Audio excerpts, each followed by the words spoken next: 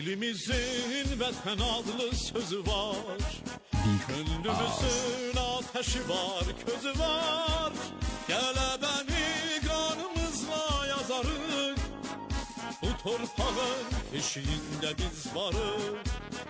Qələbəni qanımızla yazarıq, bu torpağın eşiğində biz varıq. Sevgimizin vətən adlı odu var, bu torpağa bir sədaqət andı var. Milletimin yenilmez bir yurdu var, bugün bu diyarı koruyan bir ordu var. Milletimin yenilmez bir yurdu var, bugün bu diyarı koruyan bir ordu var.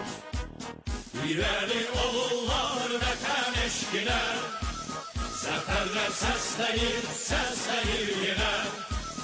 İleri igidlər vətən eşqinə, gelecek bizimdir yenə. Vətəndir, torpaqdır bizim andımız, üç renkli bayraqdır inandığımız. Bizlere şərəfdir əskər andımız, ilhamdır sabaha inandığımız. Bizlere şərəfdir əskər andımız, ilhamdır sabaha inandığımız. Ordumuz Cənubi Qafqazda aparıcı hərbi qüvvədir.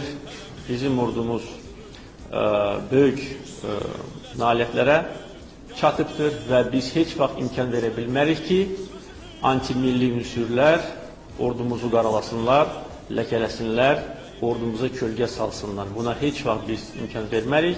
Mən də Ali Başkomandan kimi buna heç vaxt imkan verməyəcəm. Azərbaycan xalqı da buna imkan verməyəcək və ordumuza kölgə salmaq istəyən ünsürlərə öz layiqli cavabını verəcək və verir.